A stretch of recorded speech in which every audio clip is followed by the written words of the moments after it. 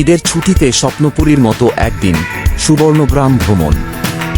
স্বাগতম আমার চ্যানেলে মিস্টার নিসর্গ ওয়ার্ল্ড। আশা করছি সবাই ভালো আছেন। আজ আমি আপনাদের নিয়ে যাব আমার ঈদের ছুটির এক দুর্দান্ত স্মৃতিময় ভ্রমণে সুবর্ণগ্রাম পার্ক অ্যান্ড রিসোর্টস, যা অবস্থিত ঢাকা সিলেট মহাসড়কের পুলতা নারায়ণগঞ্জে।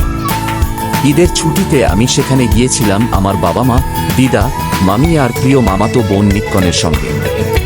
এই ট্রিপটা আমার কাছে অনেক স্পেশাল ছিল, কারণ ঈদের আগেই আমার মায়ের স্কুল থেকে সুবর্ণগ্রামে যাওয়ার একটা প্ল্যান ছিল, কিন্তু সেটা বাতিল হয়ে যায়। তাই এবার পরিবারের সবার সঙ্গে ঘুরতে গিয়ে আনন্দটা যেন দ্বিগুণ হয়ে গেল। আমরা দুপুর 12টায় একটি মাইক্রোবাসে করে ঢাকা থেকে রওনা দিই, আর পুরো পথ জুড়ে আমি আর নিক্কন দারুণ মজা করি। পার্কে পৌঁছে যেন আনন্দের পসরা। স্লাইড, নৌকা, দোলনা, চেয়ার, ছোট্ট ট্রেন, আরও কত কি। সবচেয়ে মজার ছিল হাতির সঙ্গে সময় কাটানো।